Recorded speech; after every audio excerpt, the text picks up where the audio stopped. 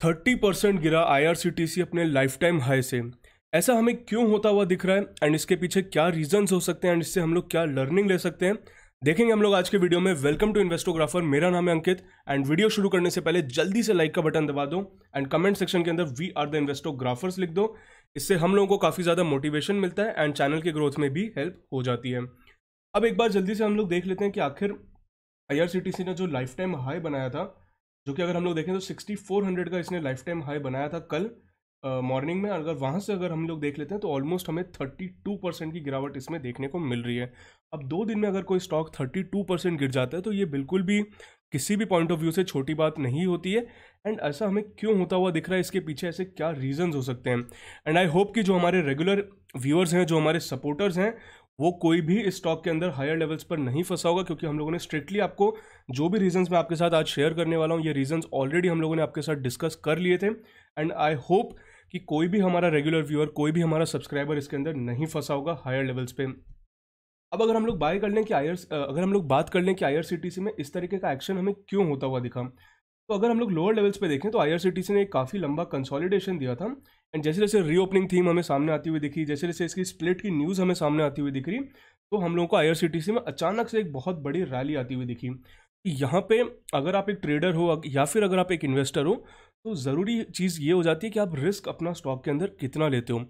तो अगर जब हम लोगों ने आप लोगों के साथ इसको शेयर किया था अप्रॉक्सीमेटली 2000 के जोन पे, वहाँ पे हम लोगों ने बोला था कि डेफिनेटली आप इसको बाय कर सकते हो, क्योंकि वहाँ पे आपको ज़्यादा से ज़्यादा 5, 10, 15% से ज़्यादा रिस्क नहीं बनता था। एंड आप गेन करने के लिए इसमें 40-50% तक गेन कर सकते थे। एक्चुअल में आपने 200% से ज़्यादा गेन कर लिया, बट आप 40-50% तक हमें दिख रहा था कि गेन हो सकता है। तो वहाँ पे बाय करने का एक सही समय हो जाता है, वहाँ पे बाय करने का एक सही रीज़न हो जाता है। बट यहाँ पे जो लोग इन्वेस्टर्स बाय कर रहे हैं वो सिर्फ और सिर्फ हाइप के अंदर बाय कर रहे थे। सिर्फ और सिर्फ जो मार्केट में क्रेज़ फैला हुआ था, जिसको हम लोग हिंदी में बोलते हैं, मार्केट में हवा फैला हुआ था कि आईआरसीटीसी में कुछ बहुत बड़ा होने वाला है, आईआरसीटीसी में स्प्लिट आने वाला है, आईआरसीटीसी फ्यूचर का बिजनेस हो सकता है। तो इस तरह की बहुत ज़्यादा हाइप मार्केट में क्रिएट किया गया था। एंड उसी का जो नुकसान है, उसी का जो खामियाजा है, वो रिटेल इन्वेस्टर्स के ऊपर बर्डन बन के आ जाता है, वो रिटेल इन्वेस्टर्स को भुगतना पड़ता है। अब हम लोग कुछ इंपॉर्टेंट पॉइंट्स डिस्कस कर लेते हैं जिसकी वजह से ये हमें गिरावट देखने को मिली हो सकती है। एंड आगे अगर आप कभी भी इस तरह के इवेंट्स को अवॉइड करना चाहते हो, इस तरह की गिरावट को अवॉइड करना चाहते हो, तो ऐसे कौन से रेड फ्लैग्स हैं जिनके ऊपर आप ध्यान रख सकते हो। तो पहला पॉइंट आईआरसीटीसी के अंदर जो मैं आप लोगों के साथ शेयर करना चाहता हूँ, वो पॉइंट रहेगा इसके वैल्यूएशन का।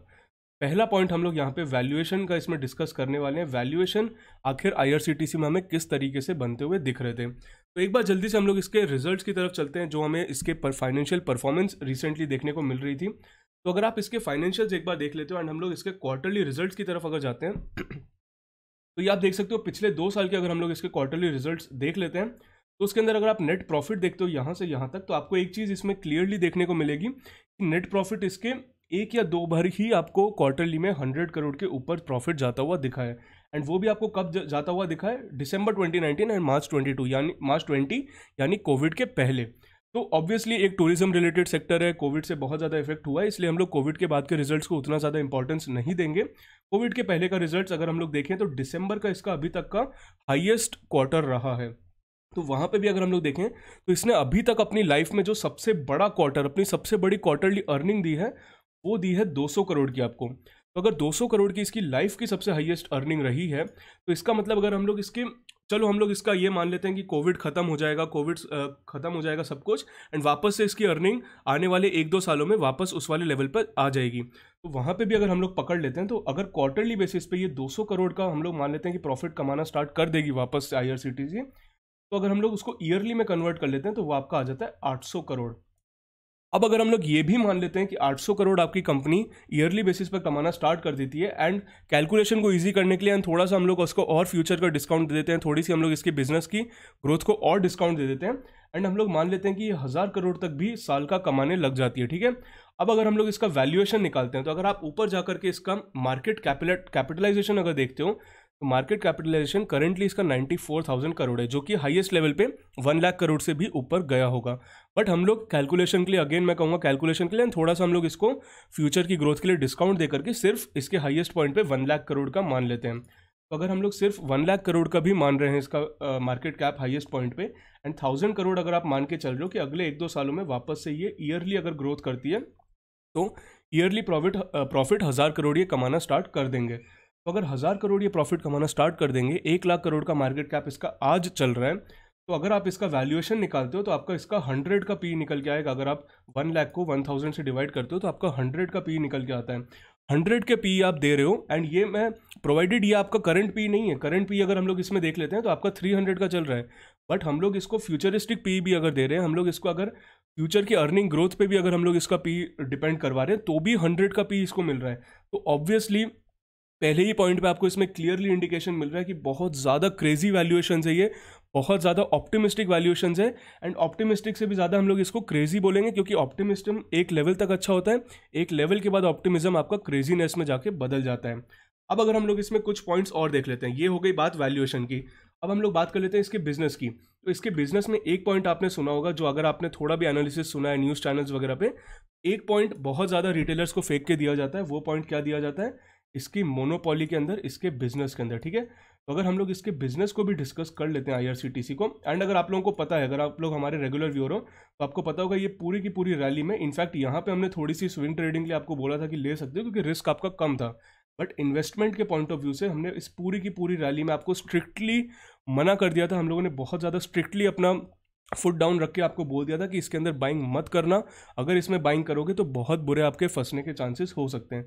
हो सकता है, कोई बड़ी बात नहीं है कि IRCTC 30% गिरा 2 दिन में, वापस ये रिकवर करके ऊपर चला जाए, बट रिस्क आपका कितना ज़्यादा हो जाता है, एंड आप किस चीज़ के अंदर बाय कर रहे हो। आप उस चीज़ को जो ये 1 साल 2 साल बाद अगर पूरी तरह कोविड से रिकवर हो जाते हैं, थोड़ी ग्रोथ भी कर लेते हैं, तब जाके जो पैसा कमाएंगे उस पर आप अभी 100 गुना वैल्यूएशन आज ही दे दो, तब जाके 2 साल बाद जो कमाएंगे उसका भी 100 गुना आप दे रहे हो आज, ठीक है।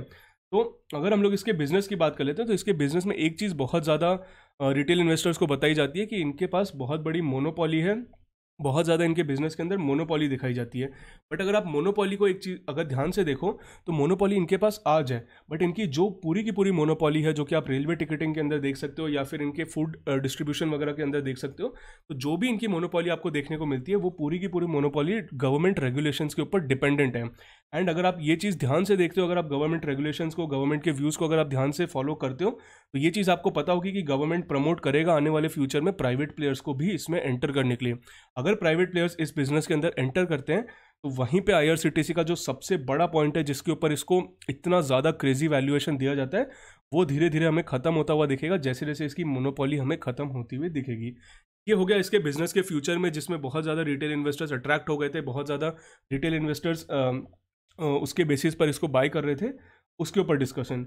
अब हम लोग आ जाते हैं थर्ड पॉइंट के ऊपर, जो स्पेशली हम लोगों को IRCTC के अंदर देखने को मिल रहे हैं, जो पॉइंट्स जिनकी वजह से बहुत ज़्यादा इसमें क्रेजीनेस इस टाइम पे फैली हुई है, ठीक है। तो उन पॉइंट्स के ऊपर अगर हम लोग आ जाते हैं, तो वो पॉइंट्स अगर हम लोग देखें तो पहला पॉइंट इसके अंदर जो इस टाइम पे बहुत ज़्यादा रिटेल इन्वेस्टर जिसको देख करके अट्रैक्ट हो रहे हैं, वो पॉइंट है आपका आ जाता है स्प्लिट के ऊपर। तो स्प्लिट के ऊपर अगर हम लोग देख लेते हैं, तो स्प्लिट अगर आप देखो तो इसमें 1:5 का स्प्लिट आने वाला है, जो कि डेट उसकी इस टाइम पर दी गई है। और डेट अगर हम लोग इसके स्प्लिट की देख लेते हैं तो 5:1 स्प्लिट आने वाला है 28 अक्टूबर को। तो अब स्प्लिट के अंदर इसमें क्या, रिटेल के अंदर हमेशा रिटेल इन्वेस्टर्स के अंदर स्प्लिट में हमेशा फंसाया जाता है। आप इसके प्रीवियस एग्जांपल्स देख सकते हो, आप एफएल का एग्जांपल देख सकते हो, आप SRF का एग्जांपल देख सकते हो, और भी काफ़ी सारे स्टॉक्स हैं, आप MHRIL का एग्जांपल देख सकते हो, महिंद्रा हॉलीडेज़ का। रिटेल इन्वेस्टर्स को हमेशा कोशिश की जाती है फंसाने की स्प्लिट के बेसिस पे। स्प्लिट रिटेल इन्वेस्टर्स को किस तरीके से दिखाया जाता है कि आपकी कंपनी का शेयर 5,000 का है, स्प्लिट होने के बाद ये 1,000 रुपये का हो जाएगा और आपको 5 शेयर मिल जाएंगे, तो फिर अचानक से ये शेयर और 1,000 सस्ता हो जाएगा एंड वापस से ये भागना स्टार्ट कर देगा। बट रिटेल इन्वेस्टर्स को ये नहीं समझाया जाता है कि अगर आपका स्टॉक स्प्लिट होता है तो उससे मार्केट कैप पे कोई असर नहीं आने वाला है। आपका IRCTC का मार्केट कैप 1 लाख करोड़ से 20,000 नहीं होने वाला है, वो 1 लाख करोड़ ही रहेगा। अगर आपका शेयर सस्ता हो जाएगा तो आपके नंबर ऑफ शेयर बढ़ जाएंगे, उससे कोई फर्क नहीं पड़ता है। ये चीज़ें क्यों क्रिएट की जाती है? ये चीज़ें क्रिएट की जाती है जब आपका एक स्टॉक एक अनप्रेसिडेंटेड, एक जो हिस्ट्री में कभी देखी ना गई हो, या फिर सस्टेनेबल रैली अगर आपका स्टॉक दे देता है, जैसा हम लोगों को सिमिलरली एफएल में भी देखने को मिला। अगर आपका स्टॉक एक अनसस्टेनेबल रैली दे देता है, जो आपको, जो प्रमोटर्स होते हैं या जो ओनर्स होते हैं, उनको ऐसा लगता है कि यार अब मेरे को इस लेवल पे सस्टेन करवाना है अपने स्टॉक को, तो ऐसा मैं क्या आर्टिफिशियली कर सकता हूँ, ऐसा आर्टिफिशियली मैं इसके अंदर क्या डाल सकता हूँ कि ताकि है ना ये वापस से कंपनी सस्ती लगने लगे, वापस से रिटेल इन्वेस्टर्स के दिमाग में ये ना जाए कि जो 1,400-1,500 रुपये का स्टॉक हुआ करता था वो 5,000-6,000 चला गया है। तो उसके अंदर क्या किया जाता है? स्प्लिट किया जाता है। अब स्प्लिट के इसके अंदर बहुत सारे रीज़न है।